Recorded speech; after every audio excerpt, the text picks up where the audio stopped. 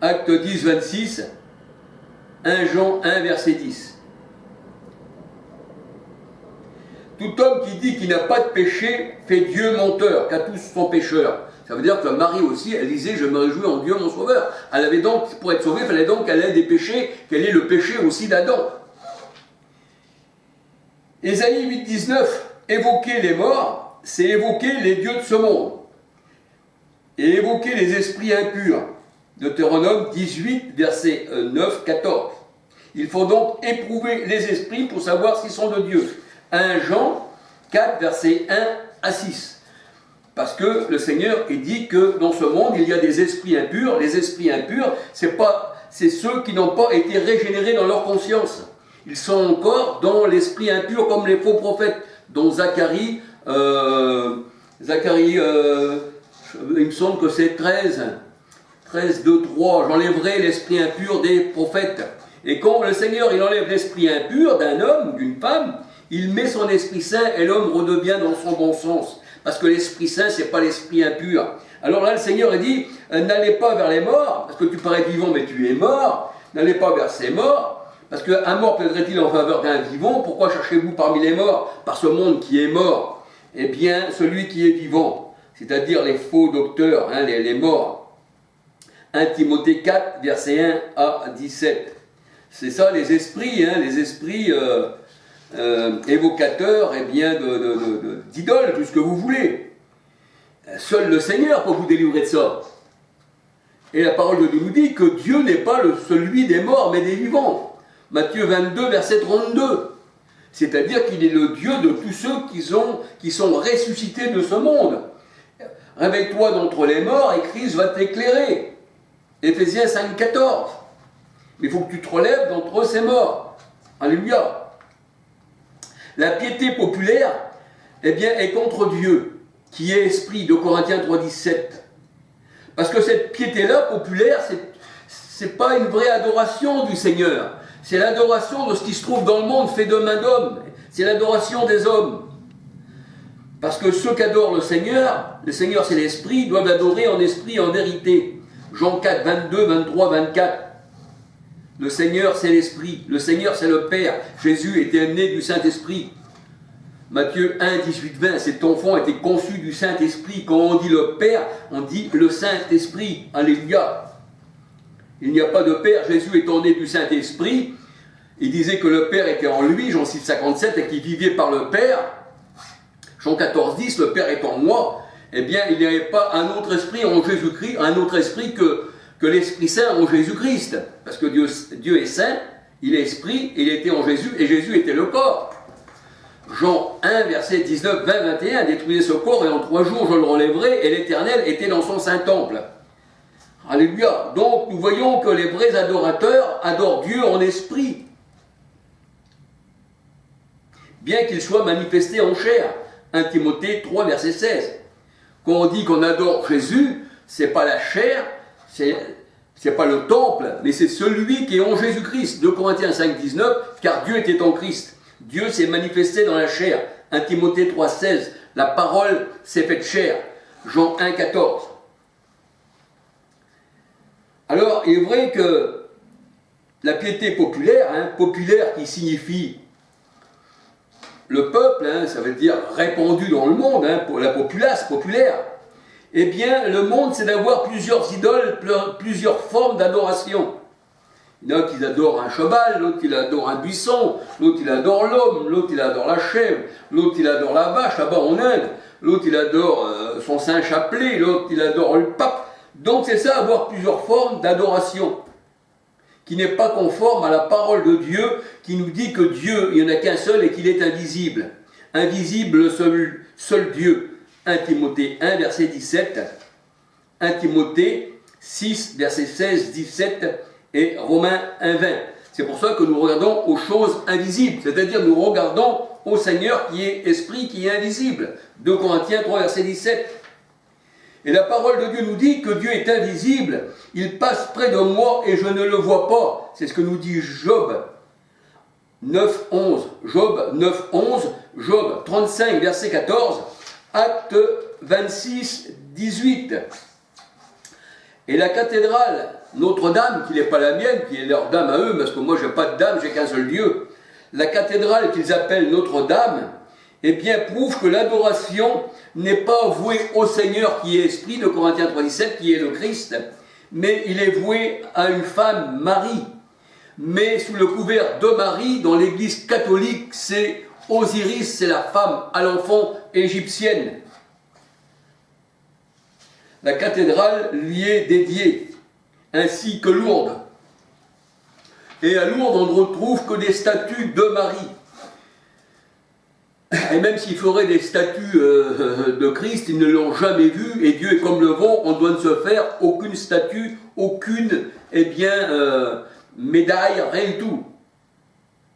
Et le Seigneur a dit, ces religions sont aussi éloignées de moi que le jour et la nuit. 1 Thessaloniciens 5, 6, 7, 8. 2 Corinthiens 6, 14 à 18. Ça veut dire que le monde, c'est les ténèbres, et l'éternel, c'est le jour.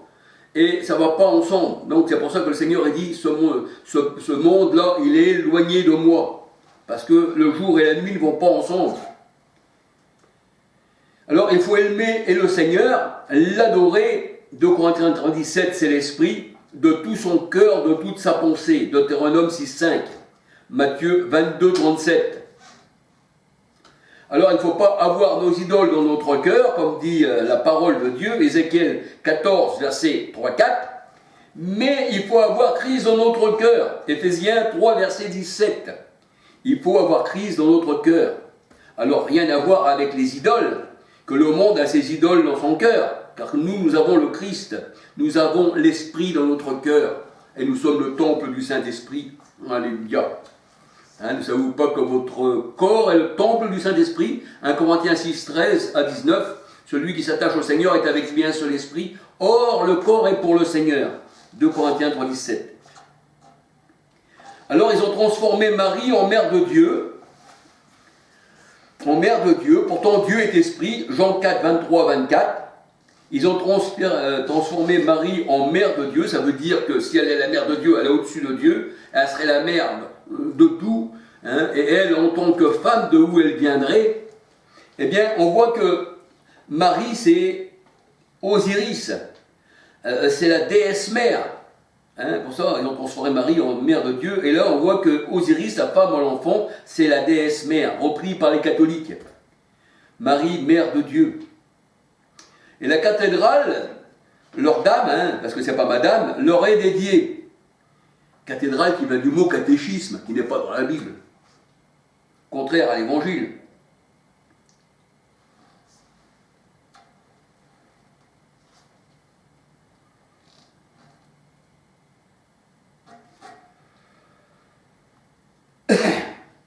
Alors, lire 1 Chronique 16, verset 26, et Psaume 96, verset 5. Alléluia. Alors la parole de Dieu nous dit dans 1 Corinthiens 6, 9, 10, 11, 12, les idolâtres n'héritent pas du royaume des cieux, ni les efféminés, ni les homosexuels. Et 1 Samuel 15, 23 nous dit, 1 Samuel 15, 23, la désobéissance est aussi coupable que la divination, et la résistance ne l'est pas moins que l'idolâtrie et les théraphim. L'idolâtrie, la divination, la désobéissance, tout ça, c'est de l'idolâtrie. Parce que celui qui désobéit au Seigneur, il se tourne vers les choses contraires à la parole de Dieu et il devient idolâtre. Alléluia. 1 Samuel 15, verset 23.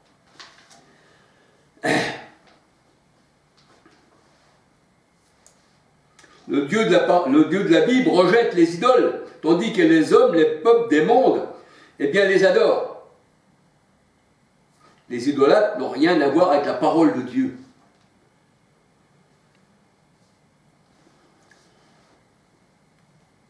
Alors, ces gens-là, on les voit sur les places publiques, on les voit partout, on les voit aussi dans des caravanes, ils vont à droite, à gauche, ils disent, nous, on va évangéliser.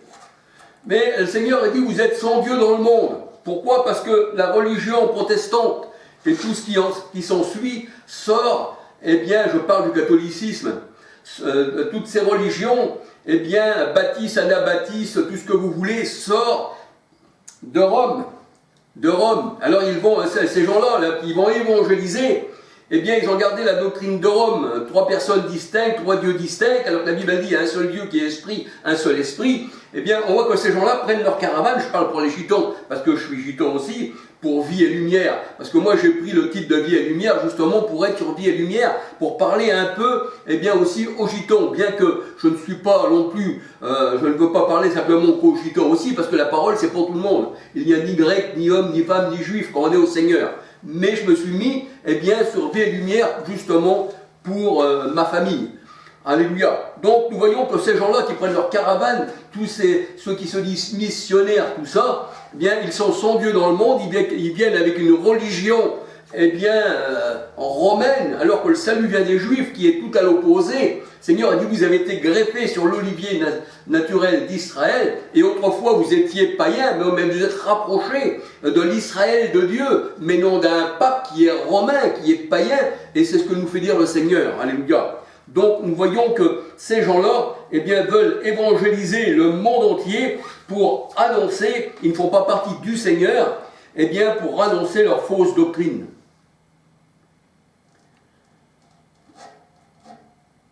Alors les papes, les chefs d'État, parce que le Vatican est un État dans un État, et le pape, il est, on va dire, le président, hein, le chef du Vatican. Hein, et ça, c'est les politiques du monde. Et entre chefs d'État, on voit que le pape, il rencontre des fois Macron, il rencontre des fois aussi Obama, hein, quand c'était au temps d'Obama, Trump, et ci et ça. Et ces gens-là, eh bien, font partie du monde. Et ils ont construit des religions pour que les gens soient, eh bien, à leurs bottes. Et ce sont des marionnettes. C'est eux qui tirent les ficelles de toutes les religions. Aussi, je vais dire aussi avec les jésuites et aussi la franc-maçonnerie. Alors le Seigneur dit, leur fin sera, la parole de Dieu elle dit que tous ces gens-là qui servent les idoles, leur fin sera loin de Dieu. Philippiens 3, verset 19. Leur fin, ce sera la perdition. Philippiens, verset 3, 19. Et pour eux, la parole de Dieu elle dit, il n'y aura pas de salut. Ésaïe 45, verset 17. Et ils seront loin de la face du Seigneur. 2 Thessaloniciens 1, verset 7, 8, 9, 10. Or, le Seigneur, c'est l'Esprit, et la parole de Dieu nous dit que nous sommes, eh bien, attachés au Seigneur par un seul Esprit. 1 Corinthiens 6, 13 à 19. Nous sommes à lui. Alléluia. On fait partie de lui. Pour ça, le Seigneur disait, vous en moi et moi en vous. Et la parole de Dieu, elle dit que le monde sans Dieu, eh bien, n'a pas la vie éternelle. Le monde sans Christ n'a pas la vie éternelle.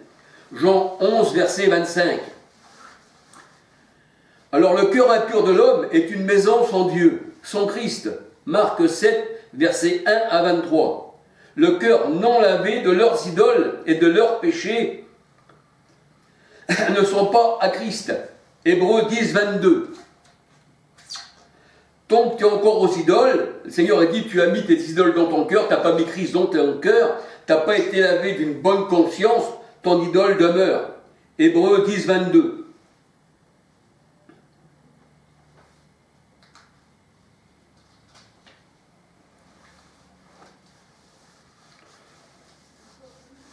Alors la parole de Dieu nous dit que les faux prophètes sont sans Dieu. Ils n'ont pas de Dieu, les faux prophètes.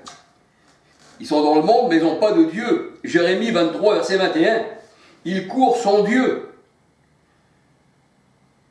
Ils courent, le Seigneur dit, je ne les ai pas appelés, mais ils courent. Donc ces faux prophètes, ils sont dans le monde, ils n'ont pas Dieu avec eux, et ils courent, se faisant passer, Jérémie 23, verset 21, pour des vrais prophètes. Alors que ce ne sont pas des voyants, parce qu'autrefois la parole de Dieu nous dit, le voyant était appelé, le prophète était appelé le voyant.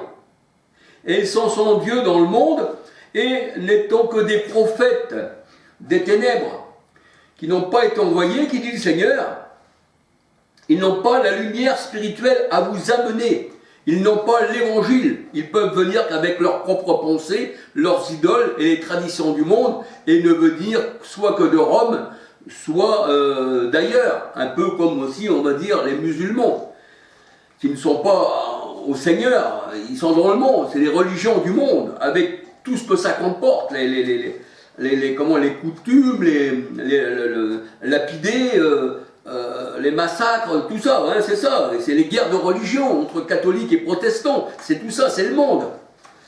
Jean 1, verset 5, 9 à 12. Jean 1, verset 5, 9 à 12. Ils n'ont pas la lumière spirituelle. Jean 1, verset 5, 9 à 12. Les guerres de religion, les bûchers, les écartèlements d'hommes par des chevaux. Eh bien ça, c'est pas du Seigneur. Ça, c'est des assassins. La parole de Dieu nous dit qu'ils n'héritent pas le royaume des cieux. 1 Corinthiens 6, versets 9 à 10. La parole de Dieu nous dit dans Jean 13, 35, reconnaître un vrai disciple, c'est d'avoir l'amour les uns pour les autres. Alléluia. Il n'y a pas besoin d'avoir d'idole, une statue, une médaille, une représentation, quelque chose, pour dire ça c'est un chrétien. Au contraire, il est contre Dieu. Mais le Seigneur dit dans Jean 13, 35, c'est à l'amour les uns pour les autres qu'on reconnaîtra que vous êtes mes disciples. Alors c'est pas à une croix, à un chapelet, qui sont en adversion à l'évangile, qui fait de nous des disciples. Alors il y a quelqu'un qui verrait une croix, comme les curés ils ont des croix ici et ça, ça c'est un chrétien. Mais non, c'est un adorateur d'idole. Donc le Seigneur dit c'est à l'amour. Parce que l'amour est Dieu, alléluia. Et l'amour, eh bien, elle ne disparaîtra jamais. Tout va disparaître, nous dit la parole de Dieu. Et l'amour ne disparaîtra jamais. Alors n'ayez aucune part avec les gens du dehors. Et c'est pour ça que nous devons être saints, sanctifiés, mis à part. Être saint veut dire ne plus faire partie du monde, ne plus agir comme le monde. Ça veut dire je suis saint, dit le Seigneur, sortez du milieu d'eux. Enlevez tout ce qui est impur, parce que je veux votre sanctification. Enlevez ce mauvais évangile de ce que vous croyez, ce que les hommes vous ont transmis, comme les purgatoires, les cierges, les bougies, tout ça. Ça, c'est les gens sans Dieu dans le monde. Mais soyez saints, soyez mis à part, parce que je suis saint. Moi aussi, je suis séparé du monde, dit le Seigneur, parce que mon royaume ne fait pas partie de ce monde. Soyez sanctifiés. Éphésiens 5, versets 5 à 15. Et les mariages étaient défendus et sont toujours défendus dans la parole de Dieu. Pourquoi? Parce que se marier avec quelqu'un qui est étranger à ton Seigneur, hein, parce que nous avons qu'un seul Seigneur, c'est l'Esprit, nous croyons en un seul Dieu. Et si on va parmi le monde et qu'on s'en marie avec les gens du monde, si un homme prend une femme du monde ou qu'une femme prend un homme, mais qui n'est pas chrétien ou chrétienne, eh bien cette personne-là peut détourner son cœur. C'est pour ça que le Seigneur il dit « Je ne veux pas de mariage ». Et le mariage dans la parole de Dieu, c'est comme si tu te mariais avec les idoles, les statues, les gens du monde. C'est comme si tu écoutais leurs paroles, que tu te plaisais dans leurs paroles. C'est pour ça qu'il est dit que Salomon avait plusieurs épouses et que ces épouses, eh bien, l'ont détourné de Dieu et lui ont fait adorer, eh bien, les dieux de ce monde qui ne sont pas des dieux de par ces femmes étrangères. 1 Roi 11, versets 1 à 12. Et voilà, je vais m'arrêter là pour la gloire du Seigneur, alléluia, pour son saint nom, alléluia. C'est vrai que des fois on se répète toujours, mais ainsi dit l'Éternel, ainsi dit l'Éternel, ainsi dit l'Éternel, disait Jérémie. Et la parole de Dieu nous dit que Dieu est saint, que Dieu est saint, que Dieu est saint, alléluia. Donc, on voit que Dieu, c'est une source, elle revient toujours, et elle vient toujours pour essayer de vous rouvrir les oreilles, à ceux qui ont des oreilles pour entendre et un esprit pour comprendre, à ceux qui entendent la voix du bon berger, mais pas la voix de ceux qui les emmènent vers des idoles. Soyez bénis du Seigneur, alléluia, que le Seigneur vous bénisse, alléluia, que tous ceux qui ont un cœur sincère et qui veulent que le Seigneur, qui est l'Esprit, reste dans leur cœur, détournez-vous de ces choses-là. Et Dieu rentrera dans vos cœurs, parce que le Seigneur ne rentre pas dans un cœur souillé, rempli d'idoles. Alléluia. Soyez bénis. Alléluia.